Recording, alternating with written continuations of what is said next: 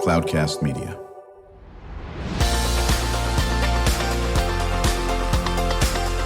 Drew Schlosberg Spotlight on the Community Show, amplifying the voices of social impact organizations, entrepreneurs, local nonprofits, and other community champions who shape the culture, creativity, and connectivity of San Diego. Brought to you by Mission Fed Credit Union, bringing good things to San Diego for over 60 years.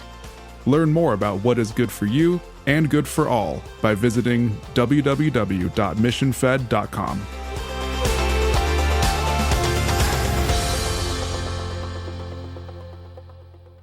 I'm Drew Schlosberg of Cloudcast Media, and we are just thrilled to have on the air with us Jeffrey Breslow. He is a Hall of Fame inventor, an executive. He's telling the inside story of the toy industry in his book, A Game Maker's Life. Jeffrey, how you doing?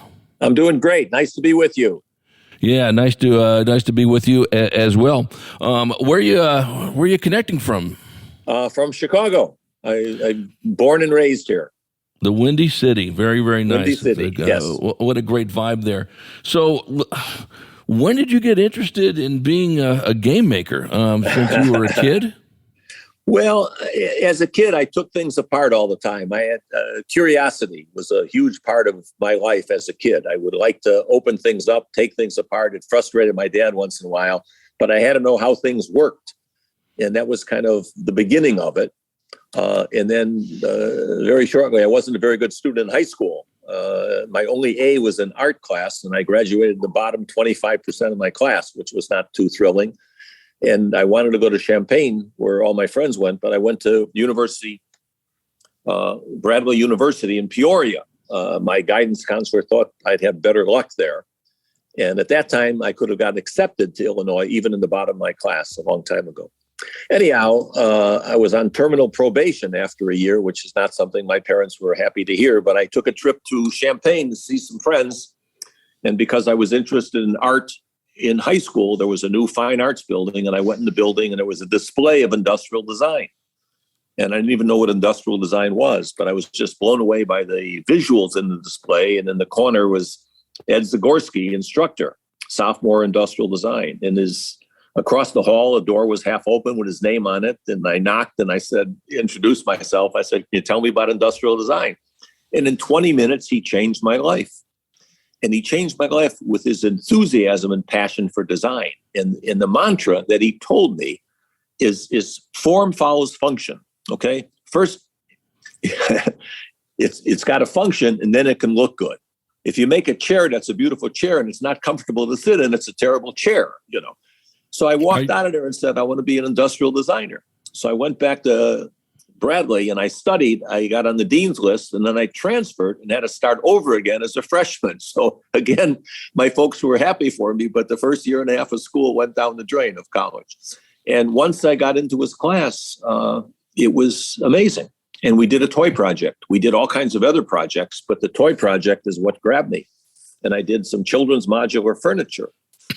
And I built a big prototype of it and tested it with kids in school. And it was a bench, a chair, an easel, and it came in second. All the projects are jury graded because it's very subjective. So mine came in second of the whole class. And the thing that came in number one was a little blue box with a wire and a probe and kind of cut slots on top, and you put the probe in there and it buzzed. Okay. It was very cool. It wasn't really a game. It was a little kind of device, and this was John Spinello. And I asked him, what are you going to do with that? He says, I have an uncle in Chicago who works for a guy by the name of Marvin Glass. He said, what do they do? He said, what's a toy design? I said, you're kidding me. Anyhow, long and short of it, John graduated ahead of me and went to see Marvin for a job. He wasn't hiring, but he gave John $500 for the box. And at that time, tuition for a semester in Champaign was $385. So John sold the box that went on to become Operation Game. And anyhow, so when I got done with school, I couldn't get an interview. I designed medical equipment and supplies, but spent every evening designing toys and games and only wanting to work for Marvin. And on April 11th, Tuesday, 1967, 10 o'clock in the morning, I got an interview with Marvin and got hired. And that was the beginning of my toy career. And I ended up designing toys and games for 41 years. All right, I want to go back to this here. You sort of snuck this by me here. He was the inventor of the operations game? He didn't make the operation game. He made a mechanical device that was the operation game ultimately. Okay. It wasn't the game. It didn't have the character on there, but it was there were 2 layers of aluminum with slots cut. And when you put the probe in, you connected it and it made a buzz. Of course. Marvin Glass turned it into the operation game. Milton Bradley did, but it was John's inspiration that became the game. He didn't design an operation game per se with the tweezers and little parts and pieces. I got it. Listen, but he had a mechanism, and the mechanism was the beginning, which ultimately became the operation game. Oh, yeah. No, my dad was a doctor, so we got that game, and we played it incessantly, for God's sake. And thank God I wasn't a surgeon, because I would have killed about 105 people, for God's sake. There you go. And the game still sells today, Amazing. Kidding me? There's not too many people I know that haven't heard of the doggone game. It's it's the test of time, for God's sake, on this. Yes. So you're now being a toy game maker and so forth. But I was really interested when the press release talks about your company was under attack by a gunman. Well, an employee that worked for us for 7 years, came to work one day with 2 guns and killed 2 of my partners and killed a young girl and wounded people and then killed himself. It was 47 years ago. I mean, I was 33 years old, but it was somebody who worked for us for 7 years. He was an electrical engineer, quiet guy. Never any problems, got raises, just delivered a project to New York and celebrated. There was no way that we knew what he was about to do. No way at all. And the amazing part is, we had a big company. We had 60 employees. And actually half of the employees, not me, but half of the employees went to Al's funeral because they said that wasn't the guy we knew for 7 years, So that's the story, It's it happens. It's shocking. And it was difficult to put the pieces back together. And I ended up kind of by default becoming the managing partner of the company. I was the youngest guy. I was 33 years old. Nobody wanted the job. One guy wanted the job, but people didn't want him. And I ended up getting the job of managing partner kind of by default at 33 years old. So it was pretty scary. But we managed to put the business back together. Even though we were doing toys and games, it just... Anyhow, it happens today all the time. The difference between today and 47 years ago is today everybody knows about everything instantly. And this happened in Chicago, unless, I don't even know if it was in the national news or anything at that time. It was just in the local news, Yeah. Well, listen, I read that. I couldn't believe we're chatting with author Jeffrey Breslow, an iconic game maker in the toy industry, working for industry giant Marvin Glass and Associates at the ripe age of 33. I'm Drew Schlosberg of Cloudcast Media, as you're listening to another edition of Spotlight on the Community. So you are now involved with this industry giant, and you must have gone, I'm the luckiest guy in the world, for God's sake. Basically, I was in, what happened is we had partners meetings every morning at the same time. There were 10 of us and the managing partner. And the meeting broke up a little early. There was a phone call in the office, and it was the receptionist that said, Jim Salem on the phone. And I kind of paused, and she said, the guy talked to you a couple of weeks ago about Evel Knievel. I said, all right, put it in the office across the hall. The meeting was over. And if I didn't take that call, I wouldn't be talking to you right now. I'd be dead. Because no kidding. No. I walked out of the back door. I closed the back door to the office. It was a big office. It was actually Marvin's office. And I went to a little office where I can sit and talk to him. And then I heard the shots. And I said to Jim, hold on a second. It didn't really sound like shots. It was boom, boom, boom, boom, boom. I never thought there was a gun. I mean, it didn't sound like that from where I was sitting. So I put him on hold, and I walked back to the office, and the door was wide open. And I know I didn't leave it wide open. I was just gone And I walked in and I saw Anson, who was a managing partner, sitting at the desk. He'd shot him in the face twice with a 9mm, and then Joe was shot in the chest, and he actually died on the way to the hospital. And then I ran out the other door thinking it was somebody that somehow came in the building, in a very secure building. And then other people were screaming from another area, and that's when I realized it was still going on in the back. And he went down the corridor, and when we got to his own office, he shot and killed himself. And then it was all over. Wow. I don't know how you say that, but other than wow. Well, thank God you were getting that phone call for many phone call reasons. Phone call saved my life. Right, exactly. So, Jeffrey, talk about, what would you say? I mean, we probably can answer this in about 5 hours, but we don't have 5 hours. Okay. What would you say the big secrets of your success was in the toy industry? Well, I think number one, working hard. I mean, I have a saying on my studio where I am now: the harder you work, the luckier you become. And I kind of believe that. And another one I have is the road to success is always under construction, But I was lucky enough to find a job that I was good at. And I think everybody has a talent for something. Most people never find it. I mean, never make a connection. And I really believe that. But I was lucky that I got a job that I was very good at doing. And the job was inventing things, making up stuff. We didn't design a toy. In other words, nobody came in and said, redesign this toy. Most of the kids in my class wanted to go to Detroit and design automobiles, or design appliances or something else. So that's one aspect. We weren't toy designers. We were toy inventors. Nobody wanted us to design something. They wanted to see something that they couldn't think of themselves, and we were very good at that.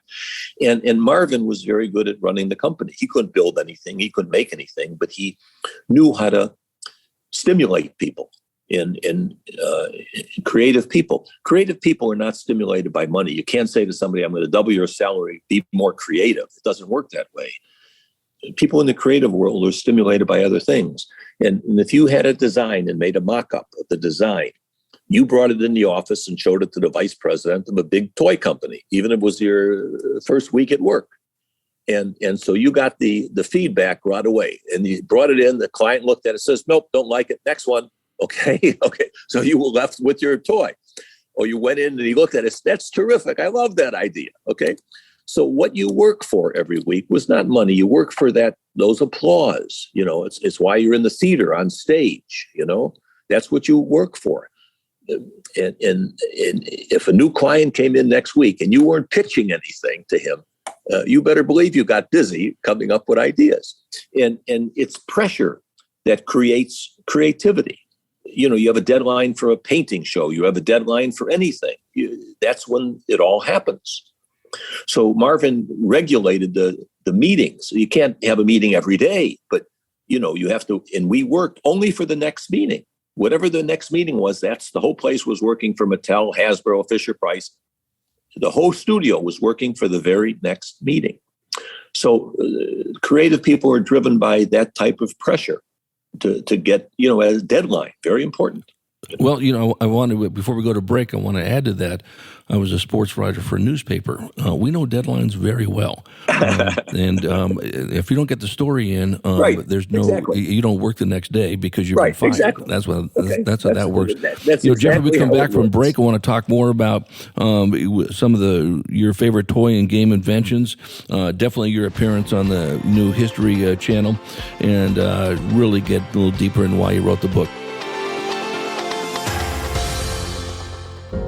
When you do your banking with Mission Fed, you get great rates on auto and home loans. That's good for you, but something good also happens for a lot of other people. We're not for profit, so we put money back into the community to help lots of great nonprofits to keep San Diego strong. So you're not just getting something good, you're doing something good. Come to Mission Fed. It's banking that's good for all.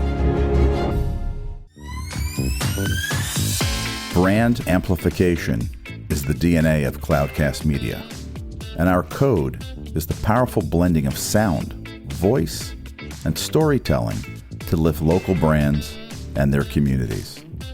Whether it is our Brandcast, Schoolcast, or Causecast platforms, the unifying ethos is all about this community, the one you call home. If you dare to dream and want to explore the brand amplification of Cloudcast, a national leader in local podcasting and other Winfluence strategies, please visit us at cloudcast.us.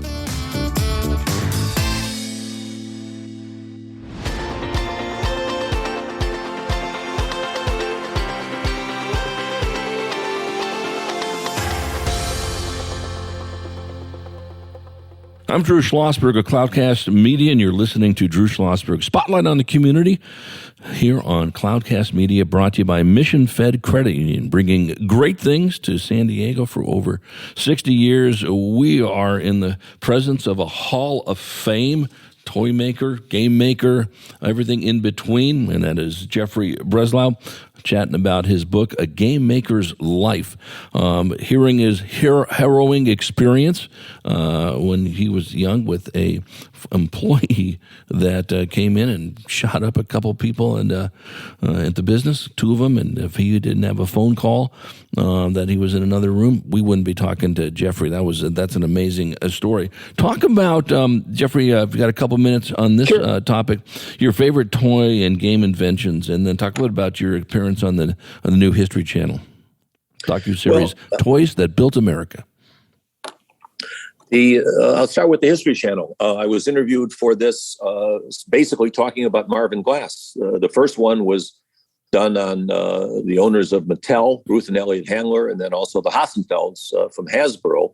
And then I was interviewed talking about Marvin, because there are not a lot of people still around that work for Marvin. Marvin, I worked for him for 7 years, and he died quite young from a stroke and cancer at 59. So he was my mentor just for 7 years. So there are very few of us that are around that worked for him and remembered him. So that's the History Channel, and I think that's supposed to be on in December. But it was a fun interview to talk about him. He was a very unusual guy. He was like Steve Jobs guy, okay? The only difference between Marvin and Steve Jobs was in a huge industry and had access to the people. Marvin was in a small toy industry and didn't have that kind of direct access. But both of them, the only thing that mattered was work, okay? And you worked for him, you loved him or hated him, but that was the relationship. There was no in between. And nothing else mattered to Steve Jobs or Marvin, not family, not kids, not any, it was just the work. And that's how you get to accomplish sometimes things like they did, that kind of passion. Well, you, so you invented, if I'm not mistaken, correct me if I'm wrong, Rock'em Sock'em robots? Well, I separate what I personally invented than what Marvin Glass and Associates invented. So Rock'em Sock'em Robots was done before I got hired. That goes back to the early 60s. Even operation was done before I got employed there.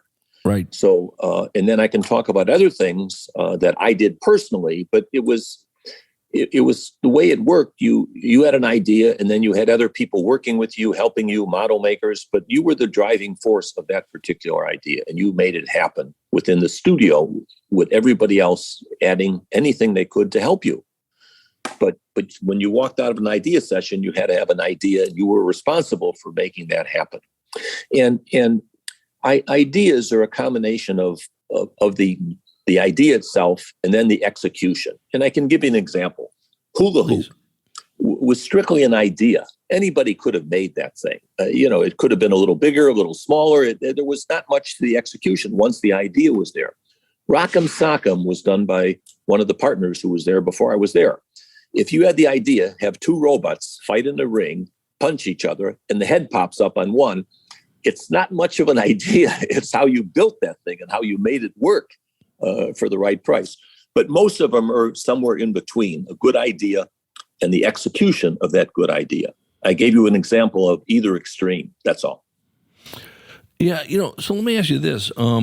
Is this still a great field to get into if you're someone listening to our show, and I like to tinker around stuff, whether you're 15 or whether you're 45 or whether you're 85? Well, it's a little difficult today for an individual tinkering because most of the major toy companies would not see you at all. we in fact would not see any ideas ourselves from the outside. We had people would knock on the door, would mail something. We wouldn't open it. We just send it back. In the course of a year, we would generate maybe 600 or 700 ideas. Okay. So one more idea coming from the outside, we wouldn't bother with it. Of those 600 or 700, we would make prototypes and present maybe 150. Maybe we would license 25 or 30 in the course of the year, and maybe 5 or 6 would pay for everything. I mean, that's the numbers. So the thing about the creative world, in addition to the pressure and the passion, is that you have to fail over and over again. So one idea is very difficult for an individual guy who has got an idea. Unless he starts a company himself or tries to make it and sell it to Amazon, it's very difficult today because the big companies don't worry about getting sued from somebody. You stole my idea. And the truth of the matter is, it's very tough to come up with a brand new idea. It's the way it's executed. No, that makes all the sense in the world. Again, we're chatting with author Jeffrey Breslow, his book, A Game Maker's Life. He's a Hall of Fame game inventor and executive. We are listening to Drew Schlosberg's Spotlight on the Community show, brought to you by Cloudcast Media and Mission Fed Credit Union. How do you get the book, Jeffrey? I'm sorry? How do you get the book? Where do you, book Amazon, is on I Amazon. take it? It's actually in print now, but I think if you order it on Amazon, it might be a week or two until you get it. But you can, and it's probably not in bookstores until another 2 or 3 weeks from now. But you can certainly order it on Amazon, and they'll ship it right to you. Thank you. Yeah. How are you tinkering with creativity now? What do you do that you said? Go ahead. I've been sculpting full time since I left the toy business. I did the toy thing for 41 years, and 13 years ago when I left the business, I knew I was going to be a sculptor. And so I've been doing that full time ever since. The R word is not in my vocabulary. Well, that's quite well, and neither is the 2 letters N-O in your vocabulary, correct? Correct.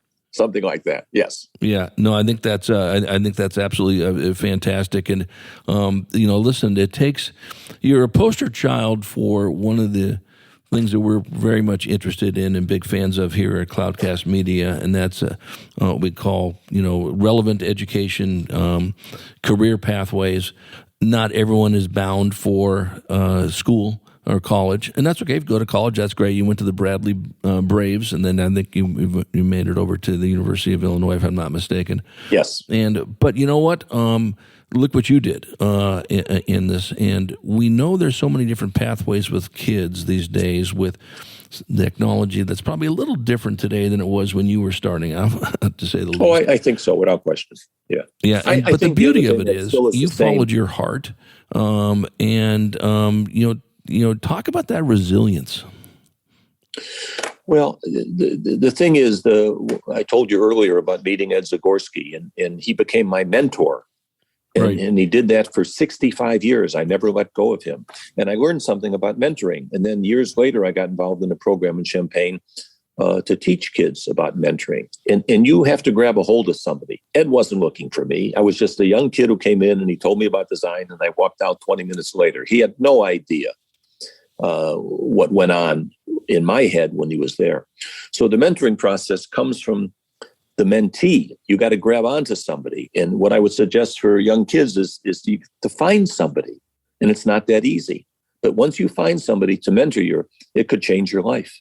More than school, more than grades, more than anything. It's very important. And I had other mentors in my life. Marvin was certainly a mentor for 7 years. And then I had a sculpture teacher after I left the toy business for 4 years that mentored me. So I never stopped doing that throughout my life. And I think that's a huge key to success today, is to find a mentor. Well, there's no question about it, and that certainly ties into a lot of the things that we are focusing on, career pathways. And you find that champion, you find that someone that will be with you and through up and down and everything in between. Jeffrey, to say it was a pleasure to chat with you would be an understatement. It was a delight.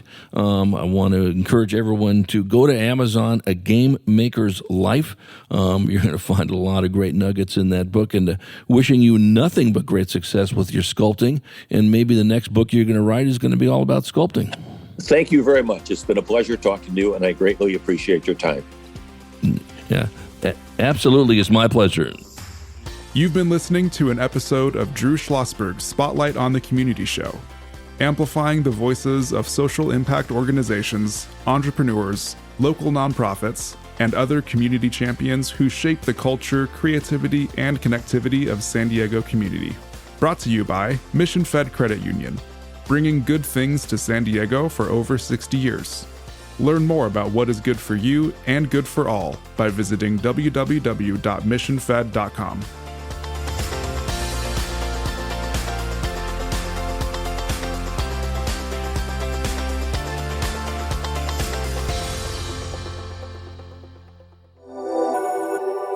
Cloudcast Media.